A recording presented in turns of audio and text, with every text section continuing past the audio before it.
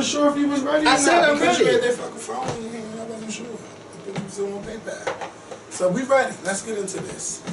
What's going on YouTube? It's Kevin and Mikkel. We are back with the new video. I hope you guys had a great week. Let me just turn this just a little bit. There we go. I should have brought it down just a little bit. I'm trying to use this green screen. Okay. So we're back with the new video. I hope you guys had a great week. I know I had a great week. Well, actually, I ain't have a great week or like that. Because you got mother effers in your house that want to argue and scream. And I just don't have time for that. I don't have time for it. Then the phone wasn't working. We couldn't get a dial tone on the phone. And I'm on the phone with Verizon. My mom in the background just bitching and complaining. Like, oh, well, when I was like, I was wondering if you have somebody come out. Wondering. I'm like, can you let me talk to this man, please? So much going on with that. Then they're like, well, since you don't have a service plan, we got to charge you $99. $99? I know I have a service plan. Why every time I call y'all say I never have a service plan? Oh, it was just a mess. Then they had me take the phone out the wall downstairs, take it in the basement, and see if I can get a dial tone. I got a dial tone, so they said, oh, well, the problem is in your house. So I'm like, okay. Well, what y'all gonna do? Y'all gonna have to send somebody out. They sent somebody out here today.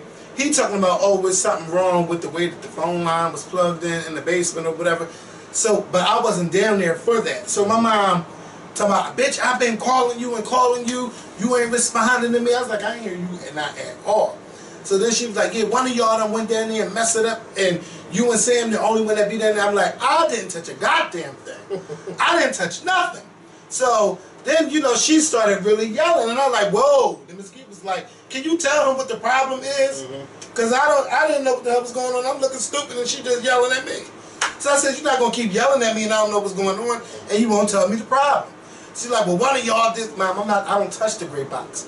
I only touch the DSL box, not the DSL, the Wi-Fi box. When it start acting up, I'll come down there and reset it. Because sometimes you got to reset your Wi-Fi box. So long story short, we got the phone working.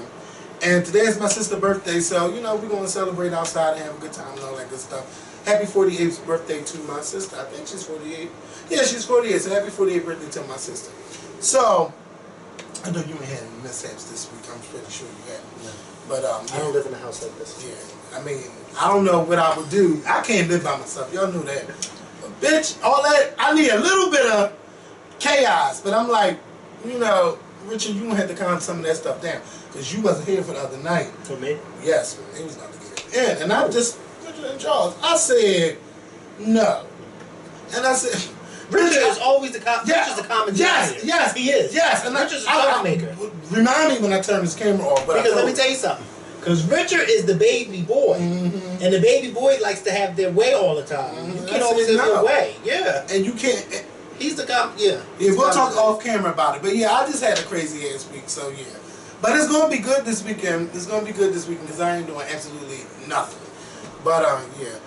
So let's get into this video. As y'all know, earlier this week, I believe it was on Tuesday night, there was a horrible train derailment in Philadelphia. It was an Amtrak train coming from Washington, D.C. en route to New York Penn Station.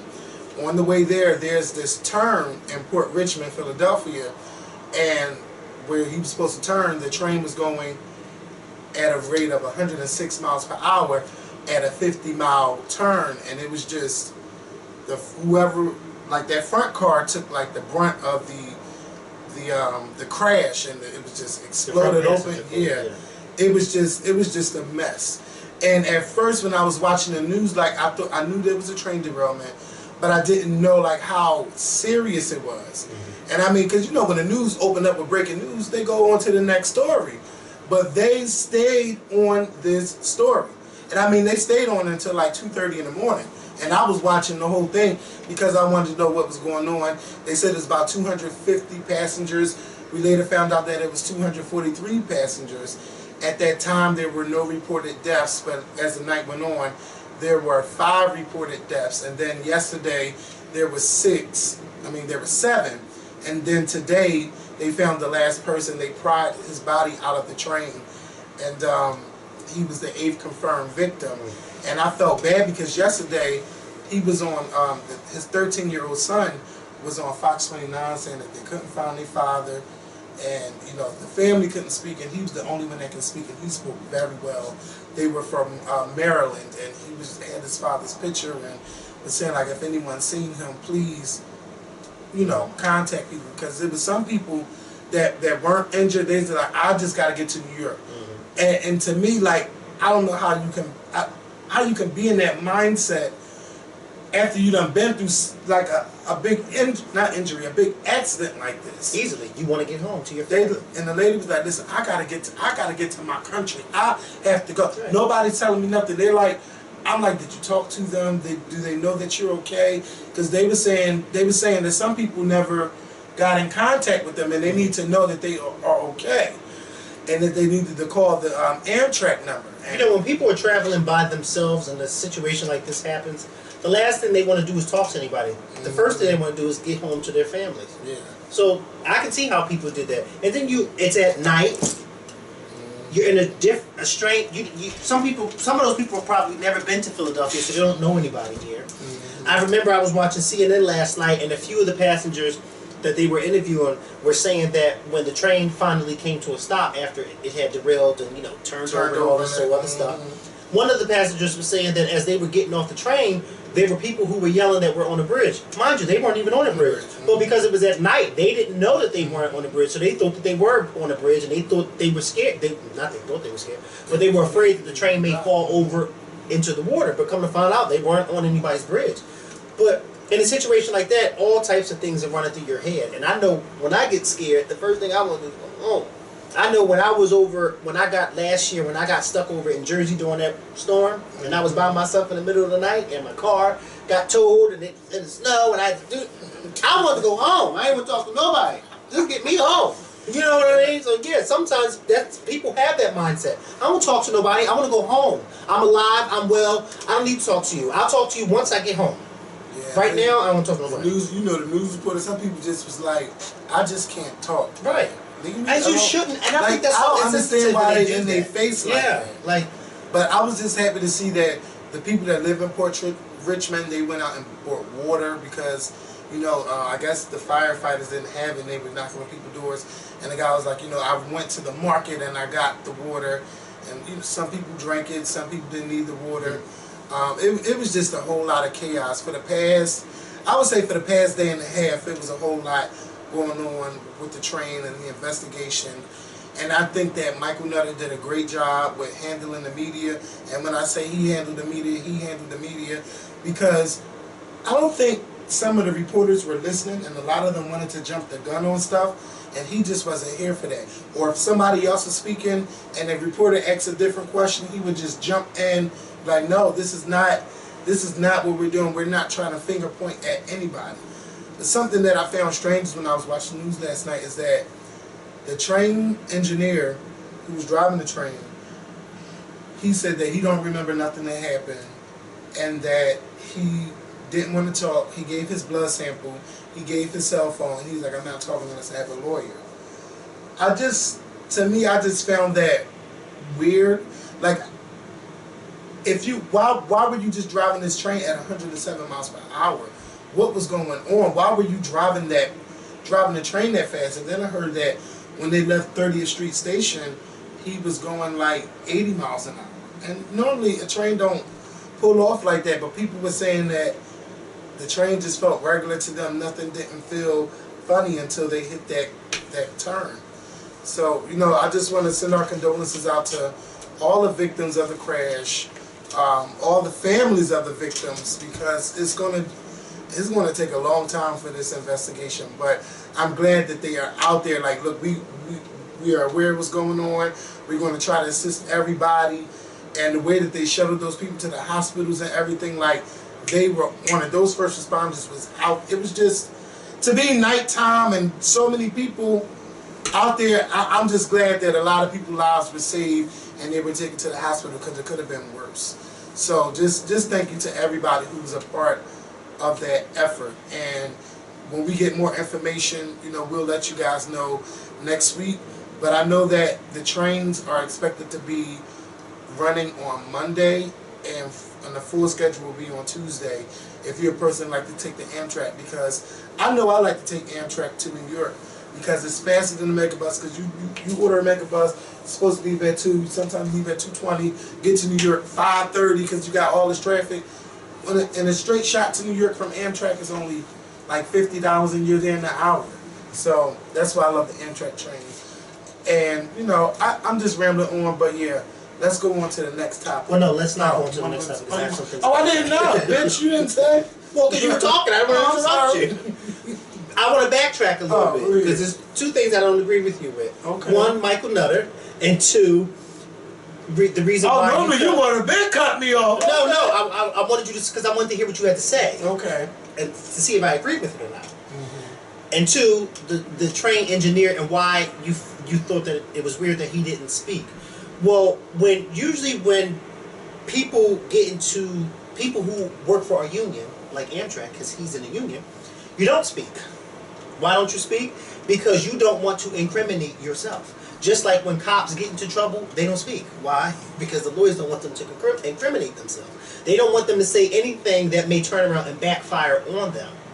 That's why they don't speak. So he basically did what he was supposed to do, which is not speak right now. And I think anybody in his position would have waited until their lawyer got there. Because once you start speaking to the cops, they'll start asking you all types of questions. You'll be bombarded with all these different questions and this, that, and the third. And then you may say something and then they may twist your words around. It's always...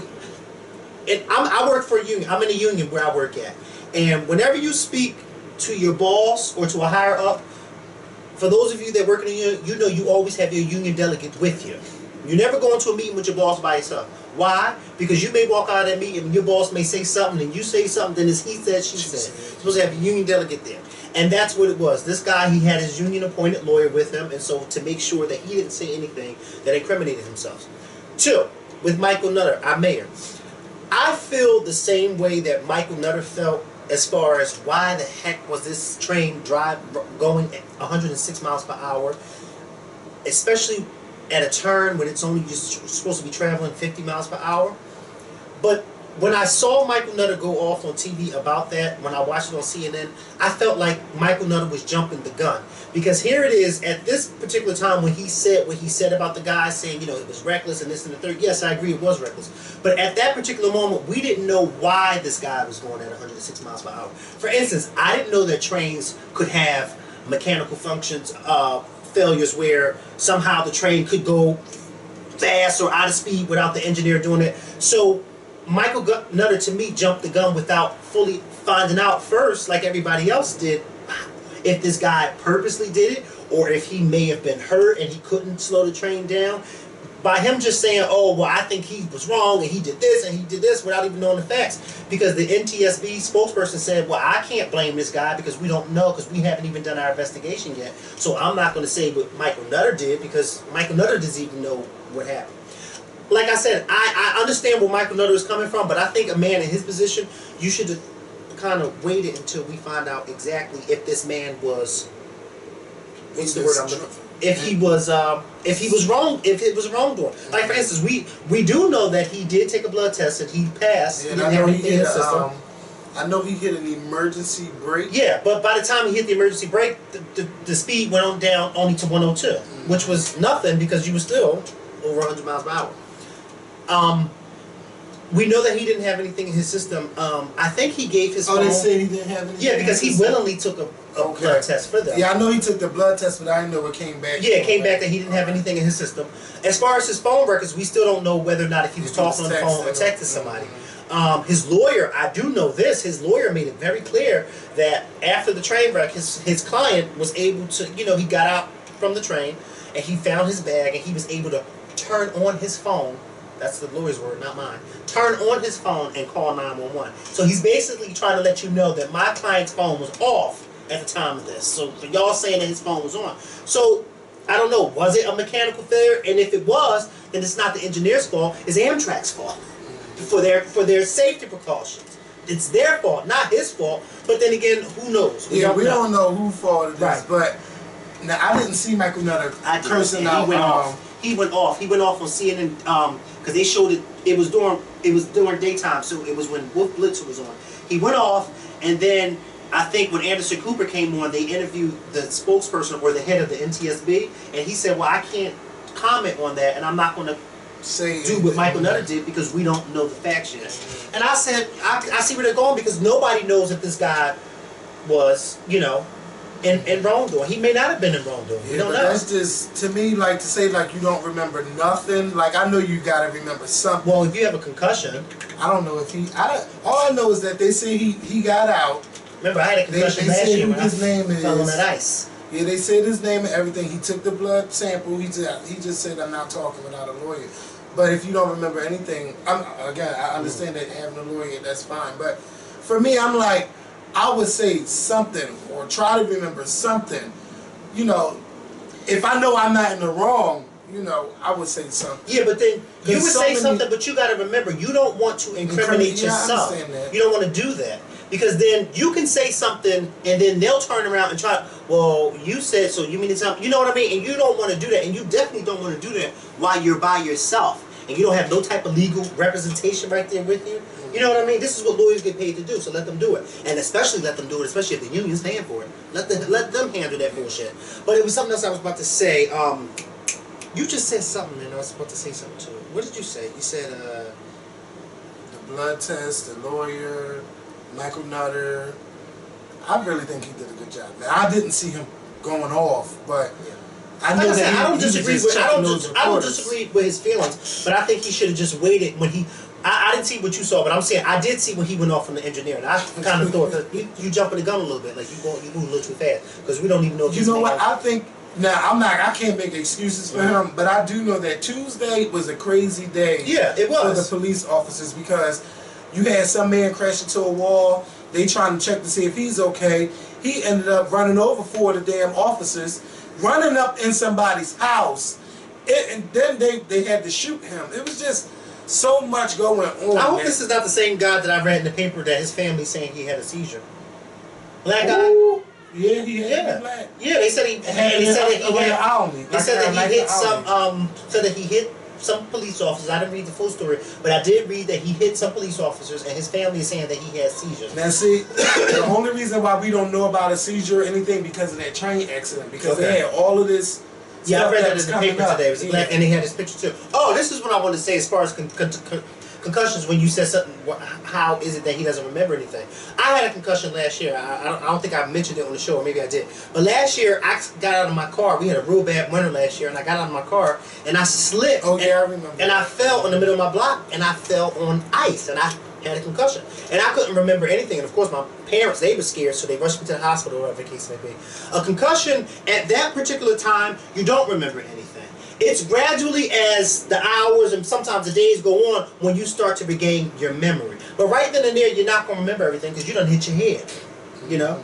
Let me knock you upside your head with a hammer and you get a concussion. Then you'll realize that you're gonna realize, okay, now I understand. I can't remember. I kill somebody. You know what I mean? So a concussion is a very serious thing. So I mean, it is believable. Did he have a concussion? Yeah, he had a concussion. He had a concussion. Not only did he have a concussion, but he had They listed his injuries. He had a concussion. He something with both of his legs, and I think he had stitches somewhere on his upper body. Why they keep getting different See, I was watching Channel 6 and 29. No, don't watch them. Watch CNN. I wasn't watching CNN. Cable News Network. I didn't think to watch anything cable. I watch local. That was a local. I'm a CNN girl. Yeah. I'm like, why you keep saying, well, on CNN they say Michael Nutter. What? I watched that with my own 2 eyes yesterday after work because it was during daylight and what Blitzer was on when he went off. He went off. He had a baseball cap on and he went off on that. Yes. It was something else I wanted to say. Oh, yes. But get this. Oh, you don't watch CNN, so you probably didn't hear this story. So, you know, they started doing the different train incidents. The PT, what you call it? We got a lot to talk about this train thing. No, but I'm talking about September 6, 1943, Labor Day weekend. The same damn curve. Yes. The same curve. It was an accident 70 years ago. 70 years ago, 1943, the same curve where this Amtrak train derailed. But they said that was like 200 people lost their lives. No, it was 80 people who lost their lives. 80? Yeah, it was 80 people who lost their lives. Okay. 80 people lost their lives, and I don't think it was necessarily. As I read the story, it wasn't the train speeding. It was more so. It was something that had something to do with under the train, and it got caught on something, and the train's derailed, and this, that, and the third. But I said, how crazy is that? That all these years later, in that same curve that happened at. Yep, and now Amtrak is saying that they put in this PTC. It's, oh my God, I can't remember the name, but it's supposed to make sure that the train is not going as fast as it's supposed to past the limit in that area that it's in. I thought that they had, like how planes have in the cabins, when you're going too low, it starts alerting. I thought they had that in trains too. You would think in 2015 you would have some type of alert when you're going too fast. You know, all right, you're going too fast, you're going too fast. Like, stop, slow down. You know, like, they have that on planes. When you start going too high or going too low, it starts to alert the pilot, like, you're going too high, you're too low, or whatever the case is. Cabin pressure. Yeah, like, I'm confused at why they don't have that. Now they like by December 2015 it will be installed, and I know that they were saying something like they have it like in one of those northeastern states. They have it, but they just didn't have it here, and they're going to be testing and working on it and making sure that we have it by December 2015, so that way, you know, we don't have any more accidents like that where a train is speeding because it can't go past a certain limit in that whatever area that it's in. And Michael Nutter, he was basically getting upset with the reporters because they were just trying to say, well, if we had this, do you think that this would have happened? No, it wouldn't happen. Maybe if this was there in place. No, but he was like, why? Like, let's focus on what's going on right now. Let's not talk about the future and stuff. And they still kept trying to, and he was just shutting them the hell down. But yeah, I think if it was in place that this, maybe it wouldn't have happened. But we can't predict the future. We don't know what happens. That's with a big trains. what if. Because there's a lot of things that technology has improved over the years, and we still have crashes, malfunctions. You know what I mean? Like, look how technology has improved over the years with airplanes, and you still have crashes. You know what I mean? So it's like, it's. Yeah. I feel safe on a plane, though. That's one thing I would say. I feel safe on a plane. I feel safe on a train. Like, I hear about accidents and stuff, but it's not enough to deter me from getting. I tell everybody that who said they're scared to fly on a plane, you're more likely to die in a car than you are on a plane. You know that, right? They say, how? Think about it. Oh, think about it. You drive it in a car on the road with hundreds of other people. One car hit one car, then that car hit your car. Child, it could be a big ass mess. And then when they still don't think about it, when they still can't see the picture, I say think about it this way. Every day, there's a car crash. How many plane crashes do you hear every day? You hear about the small planes. See, now that I would probably be leery. But I'm talking about a big passenger. A commercial jet? No. And the ones that you do hear about usually are the ones shot overseas, down or somebody overseas. Those overseas planes, like Malaysia Air and all that old crazy shit. Let me tell you something. When I'm traveling overseas, I'm traveling on a U.S. name. U.S. Because I don't think they check the planes them wells overseas.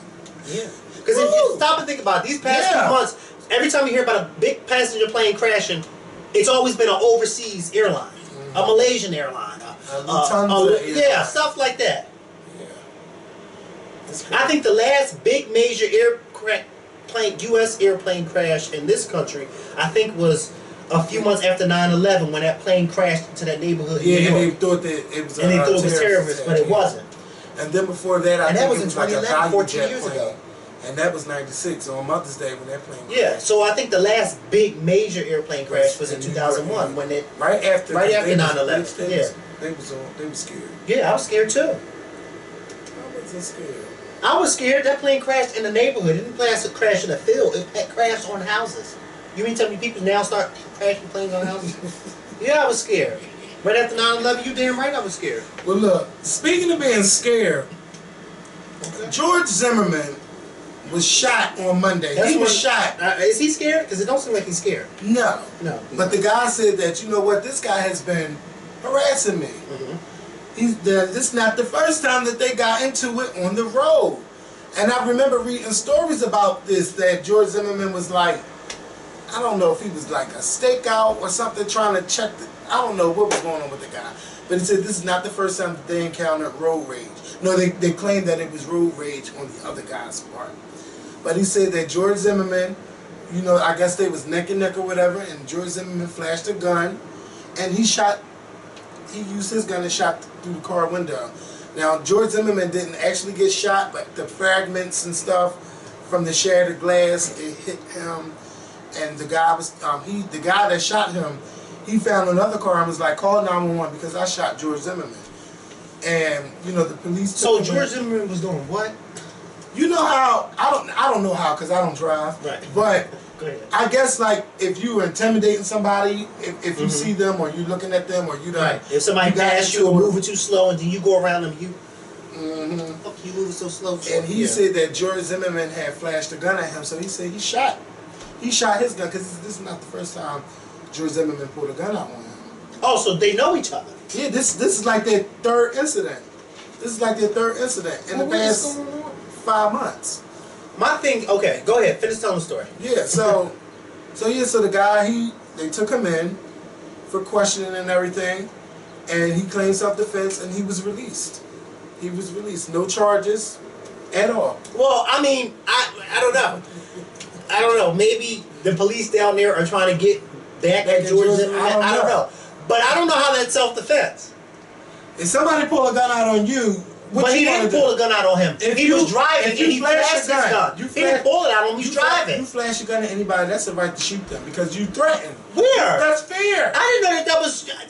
This is fair too. Fuck you can be fair too. That doesn't mean you shoot somebody. You don't flash no gun at me. I'm sorry, but am I right? What? You can drive next to somebody and if I yell out, fuck you, somebody can call the cops and say, I'm fearing for my life because they're So that doesn't mean you shoot me. That is totally... We're talking about a weapon versus words. Let me tell you something. I'm just going to be honest with you. I'm going to be honest with you. I don't know how that is self-defense when they're driving. I can see if George Zimmerman... I don't know how he pulled out the gun. I don't know if he pulled the gun out and was just like this or was like this. I don't know. But my thing is, he pulled his gun out. He didn't shoot me, so then I turned around and shoot him. What?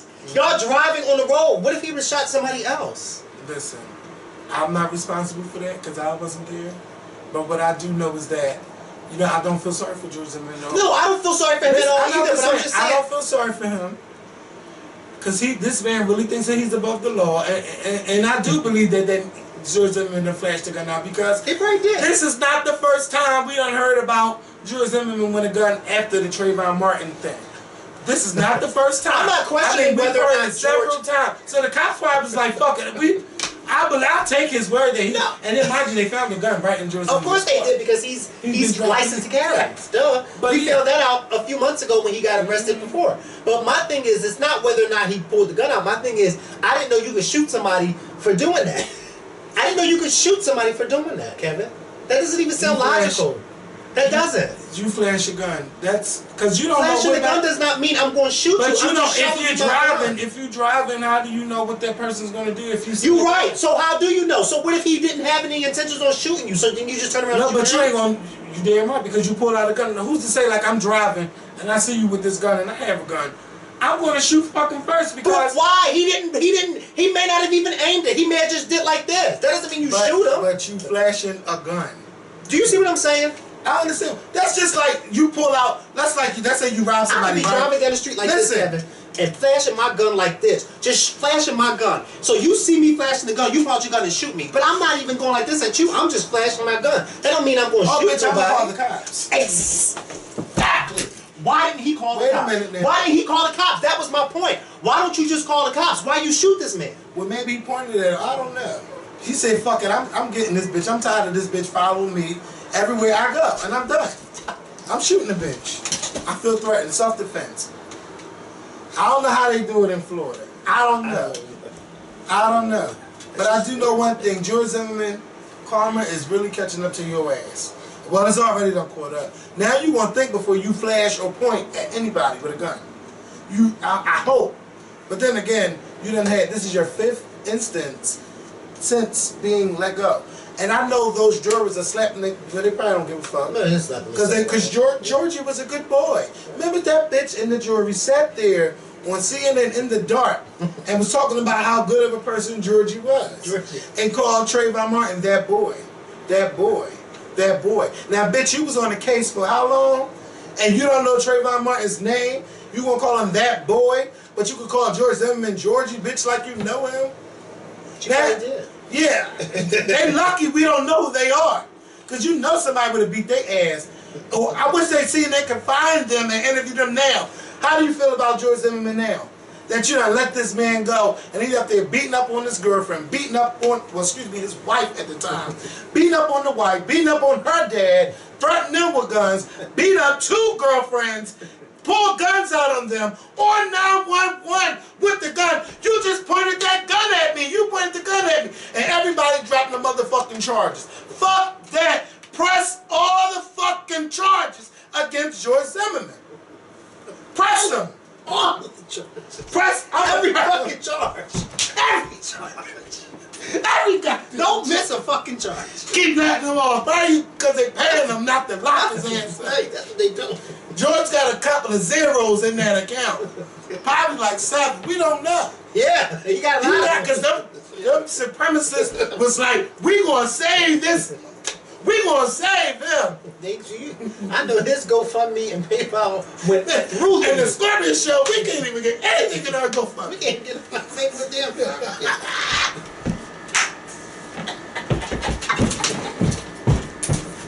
Yeah. Shut up! Shut up! Oh! I guess I gotta go out there and kill somebody. I got to get out on that corner. Okay? This man, I know his shit went sky. Wait, did I delete? I know he don't work nowhere. Oh, I think Kevin, you know he don't work nowhere. No, he don't work nowhere. So he is living. He's living off the bat of the land. And probably still getting checks. Yes. Fox News probably contributed to him. Oh, yeah. For that interview, you kidding me? But Sean Hannity, you know Sean Hannity hooked him up. Oh, yeah. Sean Hannity hooked him up. Because Sean Hannity, I don't give nobody say. And I'm just going to leave it at that. You ain't hear from me, but yeah. I don't care what nobody say. So Kenya fucking Moore. Now, you know, I kind of feel sorry for her, but then again, I don't know if it could have been a publicity stunt, or maybe the other guy was trying to get famous off of this. But anyway, Kenya was on Millionaire Matchmaker a couple months ago. She dated a couple guys, or they Peg Stanger, she was hooking her up with a couple of guys. Kenya, eventually, she picks a man. She was like, I thought that he was a good match for her, everything. It was a good episode. So, come to find out, you know, after the show aired, she was still making it seem like she was with him and everything. A couple weeks ago, she flashed like a ring. I don't know. She wanted us to think that she was engaged to him or whatever. But Tuesday, Kenya Moore says she releases a statement saying that the guy that she was got to know and got to love on Millionaire Matchmaker, he was married 2 weeks after the show aired to somebody else. And you know, she's heartbroken. How does that happen? Well, what happened is you already have this girlfriend, or you already fiancéed up, and she's like, look, I'm going on TV and I'm gonna be famous. You already own a company. No, I was being facetious when I asked how to say it. Oh, well, yeah, I'm telling you. But none of y'all get no ideas. But Kenya Moore, I mean, I do feel bad for you because I know you want love and everything, but I don't know if I feel that bad. I don't know if I feel that bad for her. I don't know. No, I don't feel bad at all. You know, it's just. She hires these men and then... Yeah, because after Walter, you know, and we know he was a hired man. Right, because he said it himself. Then you had the hired African prince. I don't know. She's hiring all these men. Yeah. And then denying it to left and right. Kenya, maybe you need your own reality show for the love of Kenya. No, but then again, that'll just be entertainment. Mm-hmm. I don't know, but girl, just good luck. Good fucking luck. Maybe Brandon can hook you up with one of his guys. You know, one of his bisexual men. I don't know. You need to try something different. I don't know. Kenya. Maybe she needs to try a woman. Maybe. Maybe she already has. Maybe that's the camp up. I don't know, Kenya. Good luck, girl. Yeah. I don't feel that for you, man. I'm sorry. You don't feel right? That bad. No, so Harriet Tubman in this $20 bill situation. So I believe last year a little girl wrote to President Obama asking him why there isn't any women on money. Mm-hmm. And she was saying that because of men, there would be no men if it wasn't for no women. Mm-hmm. So she was, you know, saying that women should be on the bill. And to give you an idea of the names that I think should be, to give you an idea of who should be on money, she sent him a list of names like Rosa Parks, Harriet Tubman, what's the names? Eleanor Roosevelt, and maybe like 3 other people. And I know it was one I never heard of, and I really got to brush up on who this lady is. But so the president wrote her back, and he was saying that he agreed and everything, and that's when the story had went viral. So this group, it's like we're gonna start a movement, women on 20s, and they really started this movement to get women on 20s, and they had a vote on who should be on a $20 bill. After certain tournaments, Harriet Tubman won, and they decided that they were going to push to get Harriet Tubman on a $20 bill. I don't know who they submitted to, but I mean over 600,000 people have voted for Harriet Tubman to be on the $20 bill, and it happened to be a topic of discussion on The View. And Raven-Symoné said that she did not agree with Harriet Tubman being on the $20 bill. And she said that we need someone more progressive in the movement to be on money, so she decided to pick Rosa Parks. Okay. And, you know, that set off a firestorm on all social media, because Raven-Symoné has been on The View like every day. I'm not sure if she's a new co-host or not. It hasn't been made official. But if she keep making stupid statements like this, I think Barbara might just let her stay. Of course. Because it brings press to the show. Right. I'll text them later. So, you know, Raven, I just don't agree with you with that. If they voted for Harriet Tubman, I say put Harriet Tubman. Hey, I'm okay with any woman, any powerful woman being on a $20 bill. And what Harriet Tubman did, when she helped those slaves during the Underground Railroad, she did a lot. She helped people to freedom, lead people to freedom. And she risked her life doing that, because she, you know, anything could have happened to her. But I think to be that defiant in a time like that, she should be recognized. And Harriet Tubman, when is the last time we even say her name? I'll tell you, last time we ever talked about Harriet Tubman when we watched The Real Housewives of Atlanta, and Portia didn't know what time the train came for the Underground Railroad, because she was that fucking stupid. Yeah. I think women like her should be recognized and should be brought up more often in school and on TV and on a lot of stuff. So to say that, to me, Raven, what you're saying is, see, like we saying, you don't want to twist nobody's words, but what you're trying to say is that Harriet Tubman is not progressive enough. When, in fact, I understand her love for Rosa Parks, but had it not been for Harriet Tubman, Rosa Parks may not have had the courage that Harriet Tubman implemented all those years before Rosa Parks came along. I mean, actually, I think, if I'm not mistaken, Harriet Tubman died the same year that Rosa Parks was born, in 1913. But when you think about, not even just the civil rights movement, but when you think about strong, powerful black women, one of the strong, powerful black women that I think about is Harriet Tubman. You cannot overlook her. You can't overlook the impact and the influence that she had during the Civil War and even after the Civil War. You can't even deny that impact. So to say, well, I don't think Harriet Tubman, maybe we should go for somebody a little bit more like Rosa Parks. I guess basically what she's saying is somebody that some of us young folks know. I'm sorry, Raven, you and I are the same age, and I know Rosa and I know Harriet, okay? So if you don't know Harriet that well, then something's wrong with you in that school that you went to. I don't know, you was on the Cosby's when you was young, so maybe you didn't go to school, maybe you got homeschooled or tutored. I don't know. But Harriet Tubman paved the way for women like Rosa Parks. So how dare you say, well, no, I'm going to overlook Harriet and I'm just going to go straight to Rosa. No, you can't do that. You can't do that. It's not fair and it's not right. As a matter of fact, it's funny that this conversation has come up, because now that I'm thinking about it, we ain't got no black people on none of the money. None at all. You know? And maybe it is time for a change. Maybe it is. I know I said on Instagram yesterday, I didn't even know why they were changing, because I thought that they had just came out with a new $20 bill a few years ago. So what's the fuss about? But now I'm understanding the conversation a little bit more. Excuse me. Not to mention, a few years from now, it'll mark the 100th anniversary of the women's rights, voting rights movement, when women were actually allowed to vote. 95 years ago, this year, in 1920. But somebody pointed out to me something that I already knew, but a young lady pointed out to me, she said, yes, Mikhail, it has been 95 years since women have been allowed to vote, but that's white women, because black women haven't been, they didn't come about until 1964. I said, I know that's right, you better get me together, even though I already knew that, but you better get me together. You know what I mean? And she opened up my eyes to that. It's a whole lot of women out here that fought hard, not just black women, but white women as well. And I think the young lady that you said wrote that letter to President Obama, she didn't just mention black women, she mentioned white women as well. And she even put Michelle Obama in there. Yeah. Eleanor Roosevelt did a lot for this country and a lot for minorities during the time of her husband's presidency and even after his presidency. You got a lot of women out there. Susan B. Anthony. You got a lot of people out there, women out there. 50 Cent? She was on one of those coins. 50 Cent? Oh, we talking about the bill. She was on a coin. She was on a coin. But we talking about a bill.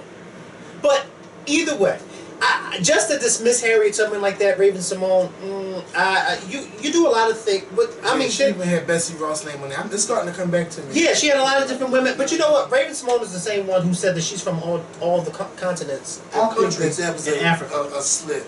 I think. Yeah, you know, whatever she said something like that. She said she's from every. She's country, from all the continents in all Africa. the continents in Africa. I don't even know what that means. So I thought Africa was one continent. it is. It's a continent with 53 countries. No, maybe she meant she was from all 53 countries, but I don't even know how she was from all of them. Somebody asked me where I'm from, North Philly. 8th and Jefferson to be exact. You ain't living in West Philly? No. If I didn't get around, if I didn't spread from all around the streets in Philadelphia. Exactly. If I didn't spread around, I'm from all the stops on the Board Street line. Because at some point in time, I got off in my thought days before I was saved. Ooh, catch him, bro. Yeah. Touch him. Okay? So Raven, maybe she is trying to say stupid stuff so she can keep her job on this year. Because it gotta be bringing viewers. It has to be. Because she be trending. As soon as she say something stupid, she's Raven-Symoné. And Barbara like, yes, you dumb. Yes, you dumb black. I know Whoopi probably like this. Bitch. And Whoopi haven't been here all week. Whoopi sick or some shit. Sick of that shit. I don't know. She probably be at home. What is she talking about? Yes. Hi. And Rosie just don't let her slide. Thank you, Rosie. Perez, right? Yes. Yeah, because O'Donnell said no. I just got to give a shout out to Rihanna on her Christian Dior stamp. Because those photos look so good, Rihanna. I mean, if this new album don't ever come out, you can stick to modeling. But no, you already been doing that. But Rihanna, I love it. I love it, I love it, I love it. Congratulations to you, the first black woman in a campaign for Christian Dior. Now, I'm surprised that it took all of these years and the whole existence of Christian Dior for them to just pick Rihanna. You know, that's a long ass time. $20 bill. Hell no. I'm joking. Bitch better hand my money out. Put that on the bottom. Bitch better hand my money. So, and the last thing, before we get out of here, before I let y'all have a great weekend, 2 topics. Sierra and her album sales, and Mariah Carey. Let's start with Mariah Carey. Mariah Carey done got bronchitis. And ain't nobody got time for already. All fucking ready. How many shows has she done so far? Probably 7. Probably 6 or 7 shows. And got bronchitis. And got bronchitis already. Mariah, see, but y'all, you don't fuck with people's money. Yeah, you don't. Especially when they pay all that money. Yes, all that money to see you. But not only that, they got on planes to see you, paid for the hotel, requested time off from work, and they couldn't get their motherfucking money's worth. Now what you need to do... Did she still perform? No, because she ain't... I thought she was singing the backup track. I didn't know that she was actually singing live on all the songs. That's what they tell you. Talking about her doctor said that she had to take off and take some vocal rest, but she will make it up. But no. How's she gonna make it up? I don't know, because they said you will not, and no, the show was canceled and there's no rescheduled dates. So that's like saying, bitch, we'll give you your money back, and that's it. And that's it. How, Mariah, what you need to... She pulled a Janet. Yeah, No, don't do it. But see, Mariah, what you should have did was you should have had a Q&A with those motherfuckers. I mean, I know they want to see you say, but you got to do something to make this up. Yeah, you should have. Because this is not a good look for you. A meet and greet. Yes. Something. They you sing, but hey, they got to meet you. Yeah. And then give them their money back. Because you got to make this birthday motherfucking wild. And I'm not talking about no Skype phone call. You have to see them in person. You have to meet and greet with them, talk to them, sit in there, answer all of their questions for 2 fucking hours. Do that. That's how you make your money fucking back. But she's on vocal rest. Fuck that. Fuck. She better type it in the answer. Mariah, fix it, Jesus, because this is not a good look for you when you're just starting out, and then Vegas. 7 shows. Okay, and then Vegas can't even extend your run because you got bronchitis. Ain't nobody got time for that. But shout out to J-Lo, because J-Lo is doing a stint in Vegas, bitch. She starts in January, and I think I want to go. Yeah, I think I want to go. And I don't know what fucking song she did last night on American Idol, but that song was off the fucking chain. I don't know who that guy was, but I knew Pitbull. Pitbull came out sounding like Sean Paul, but it was a great performance. American Idol overall, it has lost its spark. The finale was terrible. I did like Janelle Monáe. And I love the duet with Raven and Jamie Foxx because they killed it. That was amazing. Who won American Idol last night? Nick Fraudiani. Whoever he was, his song, Mikkel, I love his song. I love his song. I knew Nick was going to win when they gave that other guy, Craig, when they gave Craig that fucking song. I said, oh no, this ain't the one.